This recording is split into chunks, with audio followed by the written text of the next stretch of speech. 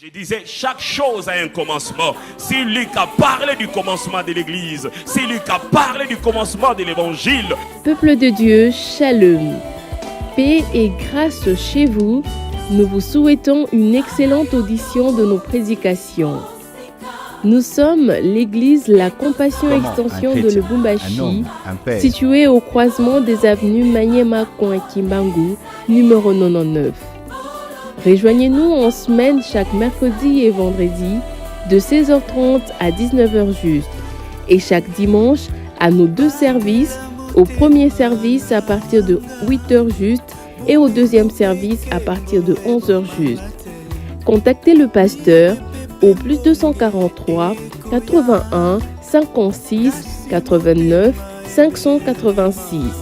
Que Dieu vous bénisse. Quand tu viens pas à l'église, j'avais perdu mon oncle et ma cousine. L'église n'est pas venue. Bébé spirituel.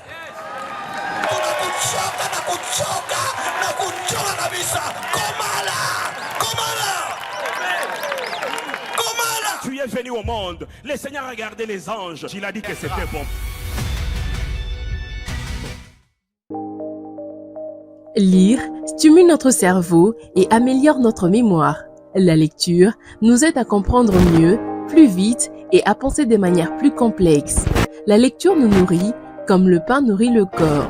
Nous sommes plus qu'heureux de vous convier à prendre part au grand vernissage du livre 200 pensées inspirées du pasteur Gédéon Mulumba qui aura lieu ce dimanche 8 septembre 2024 à partir de 14h au temple de l'église La Compassion Lubumbashi. Cordial, bienvenue à tous.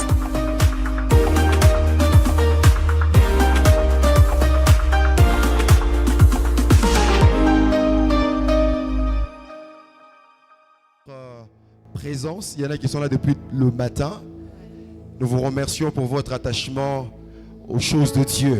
J'aime ce que l'apôtre Paul dit, qui nous sont encore encouragés cet après-midi de nous attacher aux choses célestes. Vous ne perdez rien en étant dans la présence de Dieu. Alors, après la prière d'ouverture par l'ancien prince Tuité, et donc nous sommes là. Il a été prévu qu'on soit devant vous. Et donc on est là, gloire au Seigneur. On va retrouver la sœur Déborah tout à l'heure pour le mot de circonstance. Peut-être qu'il y en a qui s'interrogent encore, mais qu'est-ce qu'il y a cet après-midi? Est-ce que nous avons maintenant un troisième culte? Est-ce qu'il y a le quatrième culte? Voilà, on va s'y situer tout à l'heure. Après, nous aurons le pasteur Edwidge, bien évidemment, qui va nous présenter l'auteur. Je connais, c'est le pasteur. Mais en tant qu'auteur, je crois qu'on va faire un petit voyage pour les découvrir un peu plus.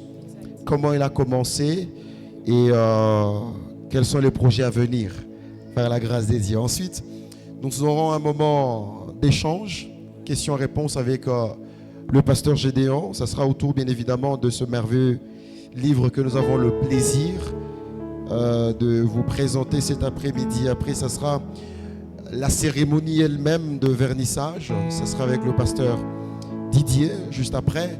Nous aurons la possibilité de quitter de ces lieux avec cet ouvrage, parce que nous sommes venus pour le prendre. L'invitation ici, c'est le manger. Alors pour le manger, il faudrait le posséder. Alors on sera avec justement le pasteur Didier, mais aussi le pasteur Gédéon, pour ceux qui vont acquérir le livre, mais aussi pour la dédicace, parce qu'il y a un mot qui va devoir vous accompagner après l'acquisition de ces livres. Juste après, on va finir avec une brève présentation de la maison d'édition, ça veut dire la maison qui a édité ces livres, ou celle qui a toujours édité les livres du pasteur Gédéon, avant justement de pouvoir clôturer ces moments par la prière. Je n'ai rien manqué. Rien, si. Qu'est-ce qui manque? Il y a vous qui devez donner une synthèse du livre. Ah, si je donne tout maintenant, qu'est-ce que le pasteur va dire? Mais il faudrait quand même donner à l'Assemblée une brève synthèse du livre, parce que la plupart n'ont pas encore acheté, donc leur susciter le goût de pouvoir acheter ce livre. J'ai eu quand même le privilège de les goûter, pas le premier, mais du moins depuis hier, je suis le premier. Et par la grâce de Dieu, je suis allé jusqu'à 180, papa, jusqu'à 180, parce que je ne faisais que Pas bouquiner, Lire. ingurgiter. Ah, oui. Moi, j'ai l'avalé. Alors, nous partons sur un livre de moi, 231 pages, Oui. avec au moins 10 chapitres. 11. C'est vrai, parce que c'est le 11e, c'est moi qui vais l'ajouter. Alors, nous partons de l'intimité aux actions de grâce. C'est donc un voyage que l'auteur nous présente, qui nous plonge dans un exercice quotidien où nous sommes appelés à commencer chaque jour avec une pensée authentique. Une pensée qui vient du Seigneur pour donner une lumière à chaque jour que Dieu nous donne. Il est vrai que chaque jour est rempli de gratitude, mais il faut une pensée qui te permet d'être précis, concis dans les actions. Et donc pour moi, ça serait un outil non seulement pédagogique, mais aussi didactique. Parce qu'il te donne des lignes qui créent en nous le désir, non seulement d'aller encore creuser dans les Saintes Écritures, mais les prier. Vous savez, à chaque fois que je lisais une pensée ou une citation, je voyais Papa lui-même en train de la confesser, de la déclarer. Et donc, si vous voulez arriver là où moi je suis arrivé, il faut commencer par le premier chapitre. Et le premier chapitre nous plonge dans l'intimité, comme je l'ai dit. Et le dernier, ce serait les actions de grâce. Alors, si quelqu'un veut découvrir plus de pensées, on va le découvrir tout à l'heure parce que lui-même va nous situer. Mais j'ai quand même remarqué qu'il y a des pensées fortes sur la parole de Dieu. Ça veut dire que pour le pasteur lui-même, la parole a une place assez intéressante. Et donc, c'est autour de ce chapitre, autour de ces quelques pages, parce que pour ceux qui aiment bouquiner, 200 et quelques pages, c'est rien du tout. J'ai vu un ami qui a lu en une semaine 800 pages. Comment il a fait, je ne sais pas. Voilà un peu ce qui nous attend dans ce petit voyage autour de 200 pensées inspirées. Voilà, et nous bénissons le Seigneur de nous voir tous ici. Et avant de tout commencer, je voudrais quand même leur lire ce mot de circonstance. Merci Pas être beaucoup. égoïste quand même. Je vous en prie. Alors, révérend pasteur, distingués invités, mesdames et messieurs, je voudrais avant toute chose vous souhaiter la bienvenue et vous adresser mes salutations fraternelles. Vous tous qui avez répondu à notre invitation, je vous dis bonjour et bon après-midi. Merci d'avoir sacrifié de votre précieux temps pour être ici et de vous déplacer pour répondre à ce rendez-vous. En effet, cette rencontre s'inscrit à l'occasion de la cérémonie de vernissage du livre intitulé « 200 pensées inspirées », dont l'auteur est le pasteur Gédéon Moulumba, pasteur titulaire de l'extension Compassion Lubumbashi, que nous avons réel plaisir de retrouver cet après-midi. Cet ouvrage porte un titre qui vous ramène directement vers les proverbes dans la Bible. Et pour constituer en son fond, dans sa lecture, des paroles de réconfort, de fortification, de conseil, d'éveil de votre esprit et même de motivation. Différemment des boissons énergisantes réservées uniquement pour les personnes qui recherchent à réduire la sensation de fatigue dans leur corps, dont le surdosage ou la surconsommation leur créerait des soucis de santé.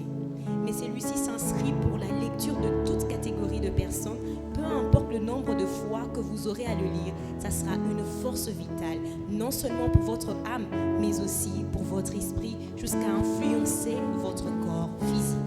Je vous l'assure, c'est un livre très riche et plus que même une mine d'or qu'il vous faut absolument lire.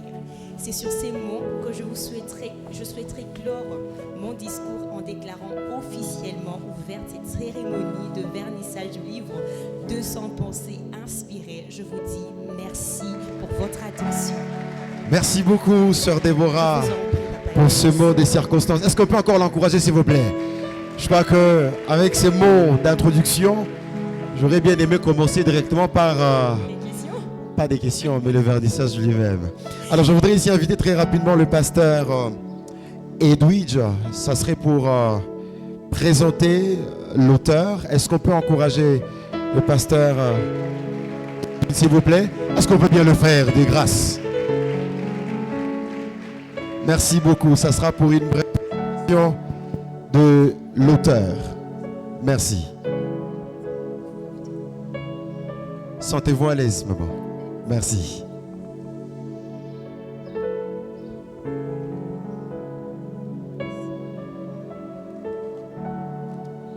Saluons une fois de plus dans le nom du Seigneur Jésus-Christ. Alors nous allons passer à la présentation de l'auteur. L'auteur, son nom, c'est Papa Gédéon Moulumba. Il est marié à Maman Patience Bilonda, qui est ici présente, à qui nous demanderons de se tenir debout. Nous allons l'accueillir par des acclamations.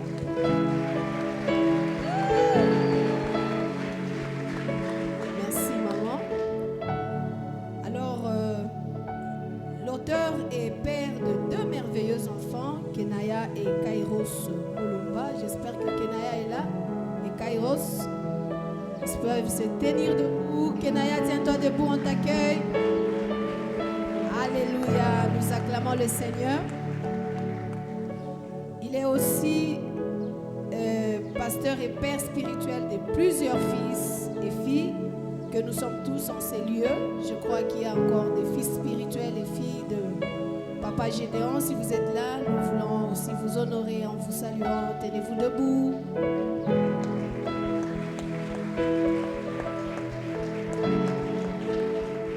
Merci. Alors, il est orateur, écrivain et auteur de plusieurs ouvrages. Le premier ouvrage s'intitulait La mission de l'Église. Le deuxième ouvrage, Le faux prophète et les fausses doctrines. Le troisième ouvrage, L'héritage du chrétien. Et le quatrième ouvrage, c'est 200 pensées inspirées, pour lequel nous sommes réunis en ce lieu cet après-midi. Alors, c'est cette brève présentation de l'auteur. Et pour cela, nous bénissons Dieu pour sa personne et pour le don de bénédiction qu'il est pour l'Église, la compassion extension de Lubumbashi et pour tout le corps du Christ. Nous acclamons le Seigneur, notre Dieu.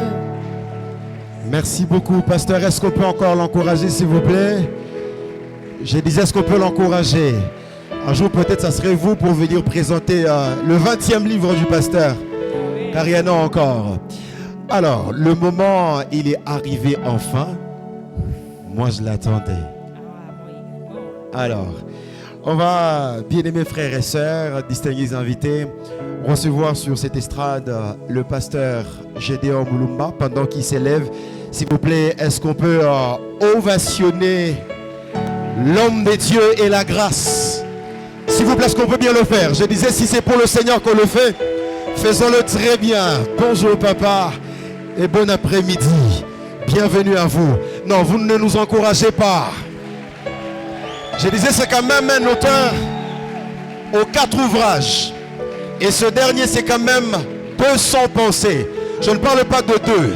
Je ne parle pas de 20. Je ne parle pas de 100. Je ne parle pas de 150. Je parle de 200 pensées inspirées. C'est inspiré. Car poussé par l'esprit des hommes en écrit aussi. Prenez place, s'il vous plaît. Merci beaucoup. Bienvenue, papa. Merci beaucoup, papa Idriss. Merci. Comment allez-vous, papa? Ça va par la grâce de Dieu. Bon, généralement, pour la première fois qu'un père a entre ses mains un enfant, on sent qu'il y a beaucoup d'émotions. Pour la deuxième fois, ouais, madame m'a encore mis au monde, quoi. Pour la troisième fois, ouais, on amène un junior à la maison. Et pour la 4e fois, comment il s'appelle encore? On cherche le nom. Est-ce que c'est le même sentiment que vous avez au 4e enfant que nous sommes en train de présenter aujourd'hui, ou il y a un autre sentiment que vous ressentez et que vous voulez bien partager avec nous cet après-midi? 200 pensées inspirées. Là, vous avez parlé d'un père qui, sa femme, met au monde. Mais en tant qu'auteur, ce n'est pas père qui sa femme met au monde, c'est la femme, le père qui met au monde, voyez. Gloire au Seigneur. Et si vous demanderez à la femme au 4e accouchement, elle vous dira que c'était plus difficile qu'au premier accouchement. Est-ce qu'on peut acclamer pour le Seigneur, s'il vous plaît? Cette parole, elle est digne d'être acceptée. Parce qu'on pense que c'est facile. Vraiment. Oui. Donc, le premier accouchement, ça peut passer. Le deuxième, on commence à grandir. Le troisième, c'est pas facile. Et le quatrième, même, la dame peut dire, je m'arrête par là. Nous rendons gloire au Seigneur. C'est pas facile. C'est pas un sentiment de victoire ou de gloire, mais c'est encore un sentiment de réflexion pour dire, parce qu'au fur et à mesure que vous enfantez, au fur et à mesure que vous amenez au monde une pensée, une idée, quelque chose, cela vous amène à faire encore les efforts doubles, de telle sorte à donner plus que vous avez encore donné. Et ce n'est pas facile. Ce n'est pas facile. Donc ces sentiments-là, mais aussi de gratitude, parce que ce n'est pas facile, c'est la grâce du Seigneur. Ce n'est pas à cause des efforts, des compétences, mais c'est la grâce de Dieu. Il y a des gens qui sont plus intelligents, qui ont plus d'arguments, mais qui ne trouvent pas le temps pour écrire. Et c'est la grâce de Dieu. Bon, c'est un sentiment de gratitude pour dire à Dieu, nous ne sommes pas arrivés là par nous-mêmes, mais c'est par ta grâce. Donc, Amen. rends grâce à Dieu. Merci beaucoup, papa. C'est une reconnaissance au Seigneur. Mais pasteur, vous venez de l'évoquer tout à l'heure. D'où vous vient déjà cette passion pour l'écriture? Lorsque nous regardons, je parlais tout à l'heure de orateurs et auteurs dans la francophonie, on a toujours l'impression qu'on est tellement débordé qu'on n'a pas le temps de pouvoir écrire. Comment vous faites et d'où vient la passion pour l'écriture? L'homme ne peut donner que ce qu'il a. Depuis deuxième année secondaire, j'ai commencé à écrire mon premier ouvrage en deuxième année secondaire. Ce n'était pas un ouvrage chrétien. J'écrivais sur l'amour, pas sur l'amour de Dieu. J'étais en deuxième année secondaire. En 5e année secondaire, j'ai amené au Média Saint-Paul, à la 10e rue, mon premier roman. Et c'était pas chrétien, c'était un roman scientifique, je peux dire, quelque chose comme ça, scientifique, où j'ai raconté une histoire. Et quand je suis devenu serviteur de Dieu, la même passion a continué. Je crois que chacun de nous a reçu de Dieu quelque chose. Et ce que chacun de nous a reçu doit l'exploiter. Peut-être aujourd'hui, nous avons aussi des enfants qui essayent de jouer au ballon à la maison et puis on les dit non, il ne faut pas jouer ici. Chacun a reçu une grâce d'une manière ou d'une autre. Que ça peut être sportivement, ça peut être par rapport à l'écriture, ça peut être par rapport à la musique, mais chacun a reçu une grâce de la part du Seigneur. D'où nous vient cela? C'est une grâce de Dieu. Amen. C'est un don qu'on a reçu du Seigneur et on essaye de faire ce qu'on peut faire de telle sorte à accomplir notre tâche dans l'univers. Merci beaucoup. Avant de donner à la sœur Déborah le privilège de poser la toute première question autour du livre, papa, personnellement, j'ai été frappé quand je lisais un tout petit peu le contour qui a fait naître ces livres sur 80 jours d'écriture. C'est quelqu'un qui s'est retiré. Et pendant ces temps, qu'est-ce qui se passait autour de vous? Le soleil s'est arrêté, il n'y a plus de lune, il n'y a plus des vents qui soufflaient. Comment vous arrivez à tenir? Parce que pour moi, je me dis, avec tout ce que vous avez comme responsabilité, s'arrêter, passez-moi le terme, et enfanter 200 pensées sur 80 jours, une compilation justement de plusieurs prédications également. Ma question c'est comment vous faites? Évidemment, il y a la grâce, ça nous savons, mais il y a le côté humain aussi. Humainement parlant, qu'est-ce que vous investissez? Je crois quand j'étudiais, il y avait une phrase, un mot, une phrase, carpe diem, je crois, profiter le moment présent. Oui. Et comment on fait? Il faut profiter du moment présent. Il faut profiter de la grâce que le Seigneur vous fait. Et, chaque temps dans notre vie est un enseignement. Chaque saison, chaque temps que nous passons, chaque moment, c'est une manière à Dieu de nous communiquer, une manière à nous de recevoir. Mais si nous recevons de Dieu, nous devons aussi communiquer. Amen. Si nous ne communiquons pas ce que nous recevons de Dieu, ce que nous recevons de Dieu peut finir par nous faire du mal. Si vous recevez la lumière, il faut la réfléchir. Au fur et à mesure que vous réfléchissez la lumière, ça ne sera pas pour vous un poids. Donc, comment on a tenu pour écrire? C'est-à-dire que chaque jour, chaque grâce, chaque moment, chaque opportunité que le Seigneur nous donnait d'écrire une prédication. On pensait aux pensées inspirées dans la prédication. Et on retirait de chaque prédication quelques pensées qui peuvent édifier. Comme la lune qui reçoit les rayons du soleil et qui la nuit réfléchit ces rayons en donnant une lumière pendant qu'il fait sombre, pendant qu'il y a le ténèbre. Donc c'est cela, réfléchir la même lumière que nous recevons de Dieu, profiter du moment présent. C'est ce que je peux dire, ce qui nous a conduit jusqu'à affronter cet ouvrage ici. Merci beaucoup. Est-ce qu'on peut encore acclamer le Seigneur pour son serviteur? Je disais que c'est un humain. Ça veut dire qu'il y a des responsabilités en tant que père, il y a des responsabilités en tant qu'époux, il y a des responsabilités en tant que frère, grand frère ou petit frère. Il y a toutes ces responsabilités attachées à lui, mais il pouvait se retirer et nous amener 200 pensées inspirées. Alors, sœur Déborah, vous avez quand même eu le privilège de parcourir ces livres. Vous avez en face de vous, papa, vous attendiez ces moments depuis des jours et des jours. Ça serait quoi la première question que vous allez poser? Waouh, déjà la première question que j'allais poser, vous l'avez posée, mais c'est pas grave. Ça, c'était la mienne. Ouais, mais ça allait quand même de la même façon. Oui. Et quand je lisais le livre, j'ai quand même eu cette référence directe au livre des Proverbes. Et ma première fois quand j'ai lu les livres des Proverbes, ça m'avait quand même compliqué.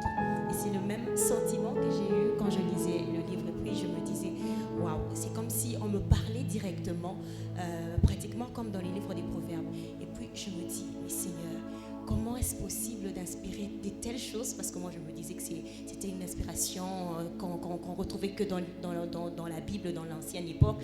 Mais actuellement, mais je bénis quand même le Seigneur. Et j'aimerais demander, papa, si quelqu'un qui n'a jamais reçu le Seigneur, qui prenait ce livre, parce que c'est pratiquement des livres comme je l'ai dit dans le mot des circonstances. Quand quelqu'un le lit, pour celui qui est faible, il retrouve force. Pour celui-même qui peut être fort, mais ça peut quand même l'orienter dans une certaine direction. Mais pour quelqu'un qui n'a jamais reçu le Seigneur Jésus, s'il prenait ce livre, qu'est-ce qu'il peut comprendre? Déjà, dès les premières pensées vous mettent en contact avec le Seigneur. Amen. Que tu l'aies reçu, que tu ne l'aies pas reçu.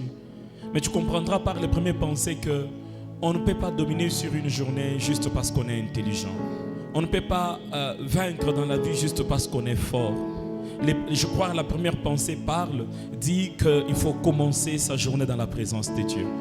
Que la prière soit la clé de ta journée et soit aussi le verrou de ta soirée. Donc, dès la première pensée, ça te met en contact avec le Créateur. On ressent déjà ce besoin-là qu'il y a un Dieu qui est au-dessus de tout, qui peut m'aider, qui peut m'accompagner. Pour celui qui n'a pas encore reçu Jésus-Christ, je crois que chaque pensée qui est dans ces livres le ramène vers le Seigneur. Comme mon pasteur dit qu'il y a un vide dans chaque homme, et ce vide-là réclame la présence de Dieu. Et ce livre ici permet à celui qui n'a pas reçu le Seigneur de combler le vide qu'il a par la présence de Dieu. Wow. Et pour la deuxième question, justement au 9e chapitre, parlant de la bénédiction de l'Éternel, et pour la 52e pensée, vous avez écrit « Nourrissez votre Isaac, faites la joie de Dieu, et il vous, bon, pas il, et il vous bénira, mais il vous bénira. » J'aimerais quand même comprendre, papa, pour quelqu'un qui lit en disant « Nourrissez votre Isaac », qu'est-ce que vous voudriez évoquer en parlant de nourrir un Isaac? Nourrir Isaac, parce que quelqu'un d'autre doit se dire « Mais je n'ai pas fait 90 ans sans enfant pour que j'ai un Isaac. » Moi, directement, je suis entrée au mariage, j'avais un Isaac, mais comment nourrir Isaac? Nourrissez votre Isaac. Isaac devrait bénir ses enfants. Mais il fallait qu'avant qu'il ne puisse bénir ses enfants, il a demandé un mets, qu'on lui fasse un mets qui mange. Et quand il aura mangé, alors il va bénir son enfant. C'est dans plusieurs aspects. Certains doivent se rapprocher de Dieu. Leur Isaac, c'est la présence de Dieu. Comment ils nourriront leur Isaac? En passant du temps dans la présence de Dieu. Et cette présence de Dieu apportera une bénédiction dans leur vie. Pour certaines personnes, c'est l'honneur qu'ils doivent à leurs parents biologiques. C'est comme leur Isaac. Au fur et à mesure qu'ils vont honorer leurs parents biologiques, ces parents biologiques béniront leur vie. Pour certains, c'est les études. Nourrir leur Isaac, c'est aller à l'université, c'est étudier, c'est faire ce que tu dois faire aujourd'hui pour ce que tu dois arriver demain puisse arriver. il y a une chose qui doit arriver demain. Mais avant que la chose de demain puisse arriver, il faut que la tâche d'aujourd'hui soit exécutée. En exécutant la tâche d'aujourd'hui, vous nourrissez votre Isaac qui peut bénir votre demain, qui peut bénir votre futur. Donc, faites votre part d'une manière ou d'une autre, que ce soit devant un père, que ce soit dans les circonstances, que ce soit devant Dieu, que ce soit en servant le Seigneur, nourrissez votre Isaac. Et votre Isaac bénira votre futur. Si je peux encore entrer en profondeur, je pourrais dire par là que en réalité, le problème, ce n'est pas se battre avec la vie. Le problème, c'est s'approcher auprès des personnes qui peuvent imposer un futur dans votre vie. Regardez le cas de Jacob. Jacob pouvait tout faire, même voler la bénédiction de son frère. Mais aussi longtemps que Jacob n'avait pas vaincu Dieu, n'avait pas nourri son Isaac, malgré qu'il avait nourri un Isaac charnel, il fallait aussi nourrir un Isaac spirituel. C'était Dieu, il devrait être fort devant le Seigneur. Et quand il l'a fait, le Seigneur a béni sa vie. Et toute sa destinée a changé. Il y a des choses qui ont obéi à Isaac simplement parce qu'Isaac s'est tenu devant Dieu. La gloire, la richesse, la bénédiction, l'avenir, le mariage, toutes ces choses-là sont devenues faciles quand Jacob a reçu la bénédiction de son Isaac. Donc, faites ce qu'il faut faire aujourd'hui et demain sera facile. Amen. Est-ce qu'on peut acclamer pour le Seigneur, s'il vous plaît? S'il y a une vérité profondément, n'hésitez pas d'acclamer. J'ai l'impression qu'on est en train de mendier vos acclamations. Alors on va s'effacer la mendicité. Merci beaucoup pour vous qui comprenez. Alors j'ai beaucoup aimé le premier chapitre parce que nous sommes quand même une génération qui voit des modèles devant nous, des modèles des hommes et des femmes assoiffés de Dieu et qui nous poussent justement à chercher une intimité sincère et profonde avec le Seigneur. Je suis au premier chapitre où nous parlons justement de l'intimité avec le Seigneur Papa. Ça serait la 22e pensée. Ça, c'est mon coup de cœur. Je l'ai même surligné. J'ai beaucoup aimé. Il est écrit: ne fais pas de tes heures de prière des trophées pour te vanter, mais pour accroître ton intimité avec le Seigneur. Quelqu'un dirait c'est profond, c'est fort. Mais comment on pratique une pensée comme celle-ci? Parce que généralement, il y a de quoi s'arrêter comme Ézéchias qui se présente devant le Seigneur. Aujourd'hui, si je l'avais en face, il peut me dire: moi, j'ai lutté avec Dieu dans la prière et voici ce que j'ai reçu comme trophée. Une prolongation de 15 ans. Alors, comment je peux vivre cette pensée au quotidien? Cette pensée va nous amener à une humilité. Parce que si nous venons dans la présence de Dieu, ça veut dire que nous venons chercher la grâce de Dieu. On ne peut pas s'enorgueillir. On ne peut pas avoir l'orgueil du temps qu'on passe dans la présence de Dieu. Une fois que tu dis que je prie plus que les autres, tu perds même la grâce que tu cherches dans la présence de Dieu. Que tes moments de prière soient des moments d'intimité. Et non des moments dont tu vas te vanter devant les gens. Moi, je jeûnais à sec 3 jours, 4 jours. Ne te vante pas. Mais plutôt fais que ces moments-là d'intimité avec Dieu puisse accroître ta relation avec le Seigneur. Aujourd'hui même, nous avons des gens qui se nomment. On a connu des gens qui s'appelaient 100 jours de prière et jeûne. On a connu des gens qui ont des noms, à cause de leur moment dans la présence de Dieu. Alors que la gloire est dans l'humilité et non dans l'orgueil de ce qu'on fait dans la présence de Dieu. Au fur et à mesure que vous entrerez dans la présence de Dieu, vous comprendrez une chose. Dieu est un homme de secret et Dieu aime l'humilité. Les hommes que Dieu utilise puissamment, ils ne parlent pas de leur temps de prière. Ils parlent de la grâce de Dieu sur leur vie. Alléluia. Amen. Alors, que vos temps de prière soient des moments d'intimité et non des trophées que vous allez présenter aux gens. Si réellement vous avez passé beaucoup de temps en prière, montrez-nous ce qui est arrivé dans votre vie. Mais ne nous dites pas combien de temps vous priez. Montrez-nous ce que vous avez vécu avec Dieu. C'est au moins cela. Amen. J'ai envie qu'on acclame encore pour le Seigneur, s'il vous plaît. De son pensée inspirée, un livre merveilleux que nous sommes en train de décortiquer ensemble cet après-midi. Eh bien, préparez-vous à le découvrir personnellement et avoir une expérience unique avec ces merveilleux livres. On ne va pas tout prendre maintenant. Il ne nous reste que 9 minutes. Et dans ces 9 minutes, on aura au moins 2 questions dans la salle avant de passer à la prochaine étape. Mais j'ai quand même l'avant-dernière question. Alors, en lisant cette partie, ça m'a fait rire. J'ai même écrit MDR. Je suis au 2e chapitre. C'est la 36e pensée. Elle dit: aucune fille sérieuse ne peut accepter de prendre l'argent d'un homme marié qui la drague. Car prendre revient à être redevable. Bon, papa, au nom de l'entraide, ça peut passer, non? Hein? On dit généralement c'est les tontons. C'est tonton qui m'a aidé. Sinon, ligne 11. Alors, comment être redevable? Quelle est la pensée derrière cette affirmation? Parce que pour moi, c'est vrai, cette pensée est une fondation solide et un fondement assez spirituel, un principe qu'il faudrait justement peut-être éviter. Mais pour quelqu'un comme moi, quand je lisais, je dis non, ça c'est quand même exagéré. Hein? Redevable, comment? Alors, il y a un mot-clé dans la pensée qui la drague. Ah. Si cet homme marié ne draguait pas la fille, alors la fille pouvait considérer cet homme marié comme un tonton.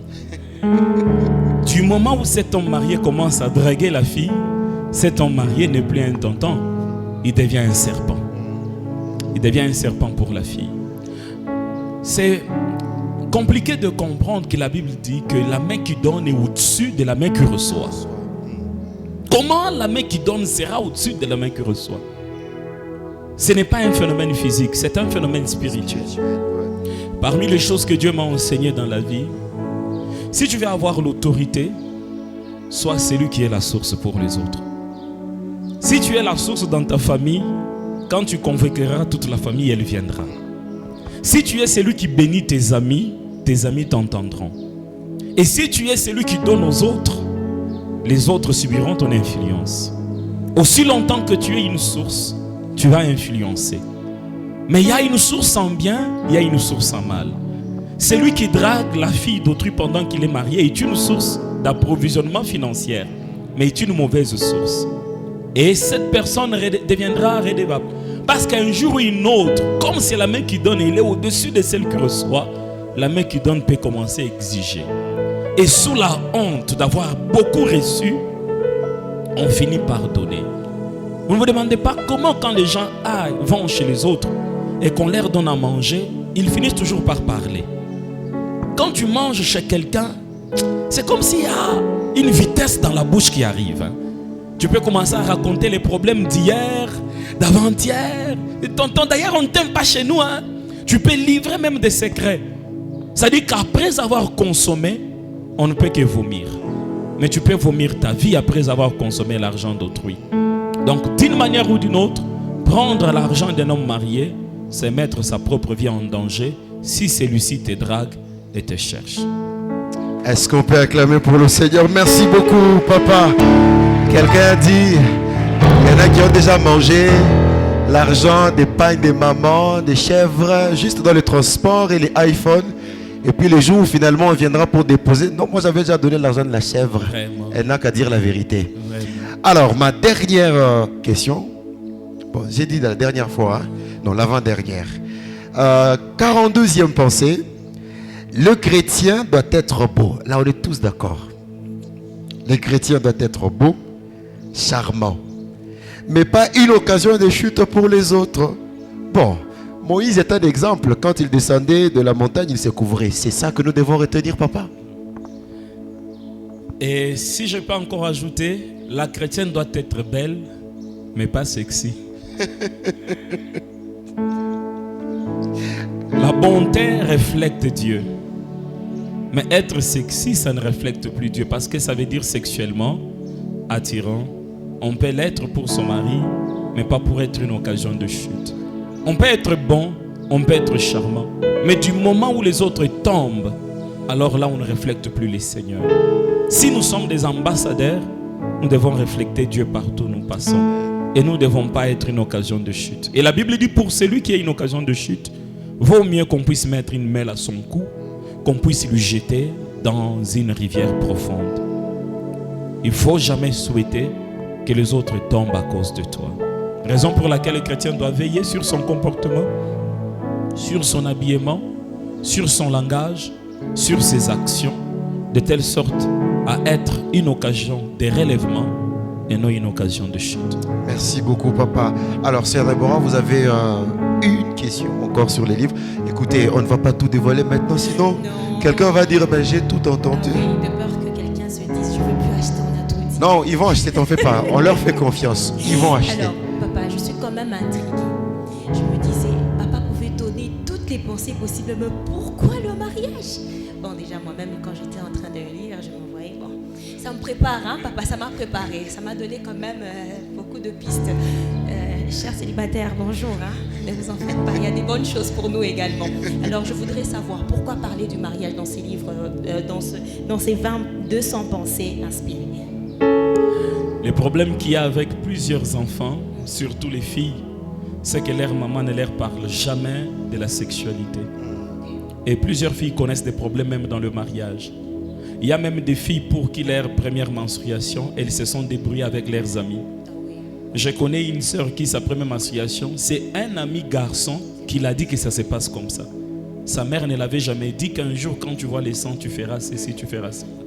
Une bonne manière d'encadrer les enfants, c'est de leur dire ce qui doit arriver et comment se comporter. Une bonne manière d'aider les autres, c'est de leur prévenir de l'avenir. Pourquoi parler du mariage? Parce que c'est important. Vous savez que même pour que Jésus-Christ vienne, le Seigneur a tenu qu'il y ait un fiancé d'abord. Si Marie n'avait pas de fiancé, peut-être Jésus-Christ n'allait pas venir au travers Marie. Et le Seigneur a fait qu'il puisse parler d'abord aux fiancés, les calmer pour qu'il continue avec sa fiancée. Imaginez-vous que le fiancé de Marie, papa Joseph, refuse la grossesse. Ça allait être une honte pour Marie. On pouvait la chasser de la maison. Donc le Seigneur tient compte des mariages, il tient compte des familles, il tient compte des époux. Et c'est important aujourd'hui de conseiller l'Église sur le mariage. Combien aujourd'hui des hommes de Dieu ont des problèmes de mariage? Combien de couples de serviteurs de Dieu sont stables? Combien des enfants de Dieu même qui disent que Dieu m'a montré ses maris et sont stables? Il y a même des gens qui divorcent, pourtant il avait dit qu'il avait rêvé auparavant. Mais ils divorcent par après.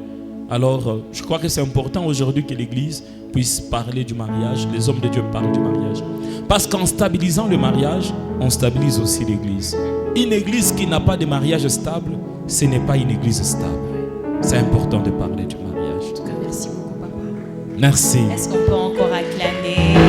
Merci de faire de nous des mendiants de vos acclamations. Alors, il nous reste 1 minute sur cette estrade. Je voudrais, dans ces 1 minute, avoir au moins une question dans l'assemblée. C'est vrai, vous n'avez pas encore lu les livres, mais au travers ces moments d'échange et de partage avec le pasteur Gédéon, peut-être une question vous monte à l'esprit, une question de précision. Mais je vous assure, il y a déjà beaucoup de réponses là-dedans. Je vois une main par là. Soyez bref, s'il vous plaît, une main par là. Soyez bref. Posez directement votre question. N'expliquez pas la question, vous la posez directement. Merci. Merci beaucoup, papa. C'est le frère Israël. En fait, je voudrais demander à papa et revenir aussi à votre question. Comment vous avez fait pour parvenir à enfanter les 200 pensées aussi longtemps que vous êtes encore un responsable dans beaucoup de domaines? Parce que c'est la même vision qui nous monte aussi dans le cœur. Mais chacun de nous a d'une manière égale 24 heures. Nul n'a 24 heures, 1 minute. Mais nous, on ne parvient pas. Comment vous avez su subdiviser ces 24 heures-là, venir à l'église nous prêcher, rentrer à la maison écrire, satisfaire maman dans ses besoins avec les enfants? Comment, aidez-moi aussi, je peux un jour devenir comme vous? Alors, juste ces schémas-là, c'est tout ce qui m'intéresse. Merci beaucoup. Et voilà. Nous sommes dépassés, papa. Comment? Un jeune qui pose cette question aujourd'hui. Un homme a dit que l'endroit le plus riche du monde, c'est au cimetière. Pourquoi au cimetière? Parce qu'il y a des gens qui sont morts avec des livres en eux, qui sont morts avec des pensées qui pouvaient bénir les autres. J'ai vu le pasteur Giresse qui a cité Churchill. Nous citons plusieurs auteurs, mais ces gens-là, ils étaient passionnés. Vous ne pouvez pas écrire si vous n'êtes pas passionné. La première chose, c'est la passion. Vous devez avoir la passion. Vous devez avoir le goût de ce que vous voulez faire. Et là, je suis en train de préparer un autre livre pour le publier. Mais vous devez avoir le goût. D'ailleurs, quand je parlais sur vaincre l'impudicité, un de papa de l'église m'a écrit, dit, papa, le Seigneur m'a dit que c'est votre 5e livre. Vous devez être passionné de ce que vous voulez faire. C'est la passion qui fera que vous puissiez rester 1 heure devant la machine, 2 heures devant la machine, de telle sorte à travailler vos pensées. Mais aussi, vous devez vous fixer des objectifs dans la vie. Si vous n'avez pas des objectifs dans la vie, vous croirez qu'écrire, c'est un temps perdu. Vous devez avoir des objectifs. Mon objectif, c'est d'influencer plusieurs vies. Qu'il y ait des gens dans le monde qui disent, le pasteur Gédéon a dit ceci dans son livre. Je passerai peut-être. Peut-être que le Seigneur Jésus fera encore 200 ans avant de revenir.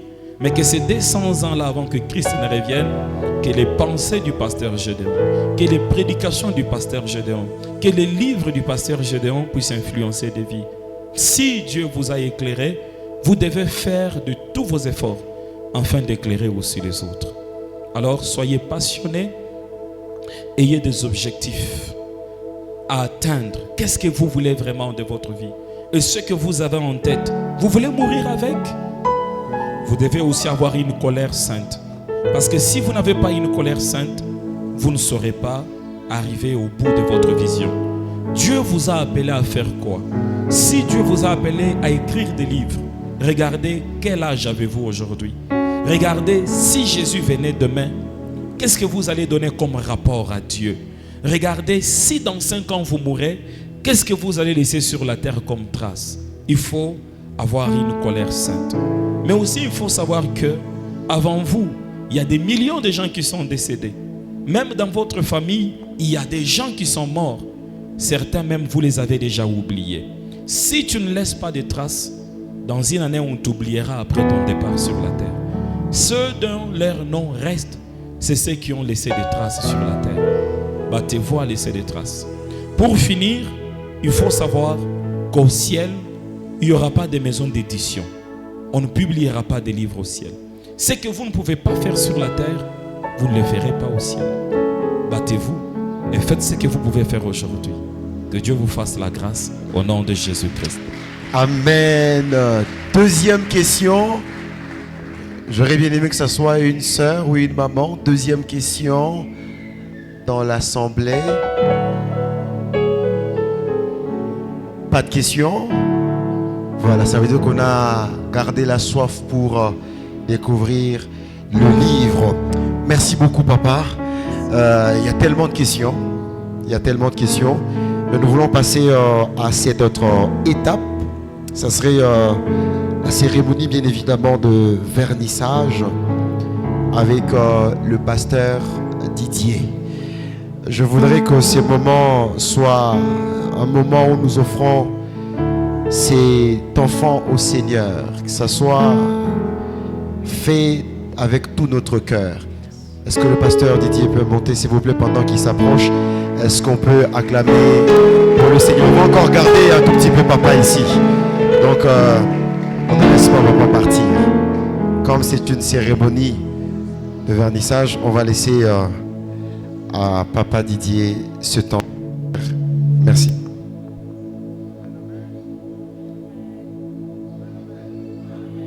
Bénissons le Seigneur pour ce merveilleux travail. Que Dieu vous bénisse, pasteur. Respire déjà. Et nous allons nous tenir debout. Nous allons consacrer ce livre, que ça puisse influencer, que ça puisse bénir, que ça puisse changer, que ça puisse impacter, que ça puisse aller là où la Bible a été peut-être rejetée, parce que ça c'est l'explication de la Bible, et que ce livre puisse aller. Nous allons lever nos mains envers ce livre que je tiens à main comme symbole, comme prémisse, et tous ensemble d'abord nous allons prier et consacrer cela. Prions dans le nom de Jésus. Alléluia. Alléluia. Alléluia. Merci Seigneur Jésus. Keria Santa, Sheke Kenta, Reka Sara, Reka Sheke. Seigneur, nous te disons merci, merci pour ton serviteur. Merci Seigneur Jésus pour ce moment. Seigneur, inspire réellement comme le titre le dit. Seigneur, impacte par ce livre. Seigneur, change, touche, oriente, guide par ce livre. Bénis le pasteur Gédéon, bénis son épouse, sa famille. Seigneur, tout celui qui prendra ce livre, qu'il le lise et qu'il soit impacté. Père Saint, Père véritable, Jésus-Christ de Nazareth, 200 pensées inspirées.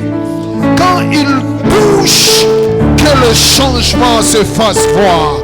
Seigneur, que la personne produise le fruit de l'esprit, que des gens voient, mais qu'ils voient le changement par ce travail. Dans le nom de Jésus. Merci. Nous allons maintenant prier. Nous allons consacrer ce livre. Nous allons le dédier au Seigneur. Merci Seigneur Jésus. Merci Yahweh. C'est toi qui inspires. Les Israélites avaient les Mishnah, l'explication de la loi. Seigneur, nous avons besoin des écrivains pour comprendre certaines choses. Parce que toi, dans ta parole, tu as tout parlé. Des fois, on s'approche difficilement de la parole. Seigneur Jésus-Christ de Nazareth, comme ce que j'ai entendu sur le mariage d'une fille qui prend l'argent d'un homme marié, d'une manière claire, ce n'est pas dit dans la Bible, mais au moins tu l'as dit par ton serviteur, le pasteur Gédéon. C'est pourquoi le monde doit être édifié.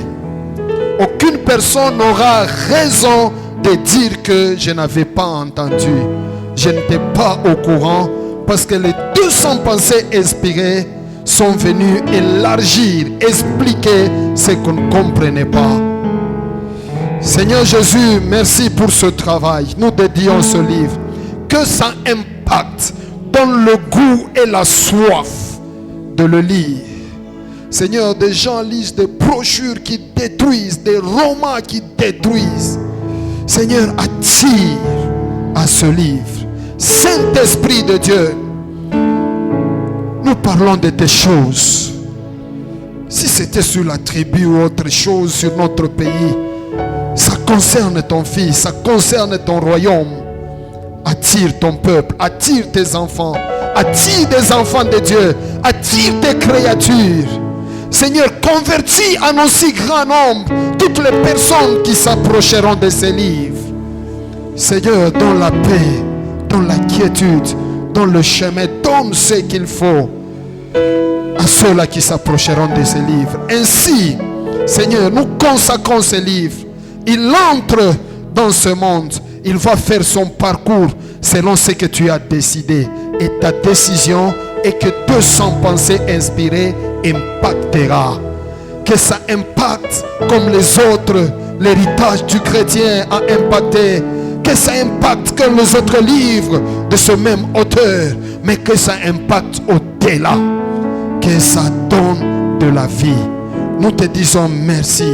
Tout celui qui touchera, Seigneur, qu'il soit attiré, qu'il lise, même s'il lisait une seule phrase, que la vie coule au-dedans de lui, parce que ça parle de la parole de Dieu. Au nom de Jésus, Amen. Merci, merci. Soyons bénis au nom de Jésus. Amen. Comme le bien-aimé frère Idriss vient de le dire, c'est une œuvre scientifique, ça demande les moyens. Connaissant le pasteur Gédéon, le peu de temps que je passais avec lui, c'est un homme de sacrifice. Il peut même nous le donner gratuitement. Il peut même lui donner gratuitement. Mais si il fait cela, nous n'allons pas bénéficier de la bénédiction. N'est-ce pas ça?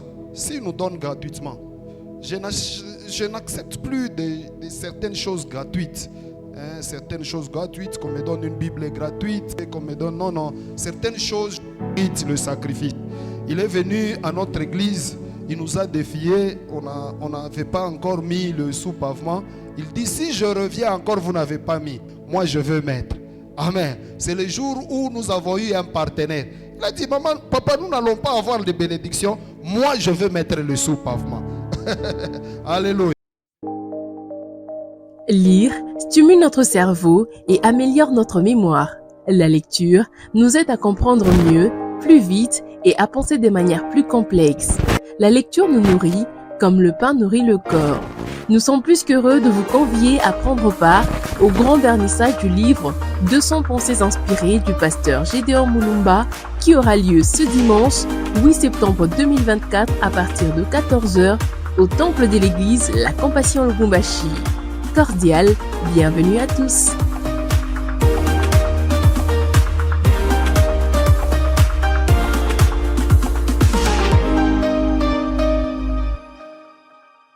Je disais, chaque chose a un commencement. C'est lui qui a parlé du commencement de l'église. C'est lui qui a parlé du commencement de Vous l'évangile. venez de suivre la prédication de l'église La Compassion Extension de Lubumbashi, située au croisement des avenues Maniema Kouel-Kimbangu, numéro 99. Que Dieu vous bénisse. Pourquoi tu te perds l'église? J'avais perdu mon oncle et ma cousine. L'église n'est pas venue. Bébé spirituel.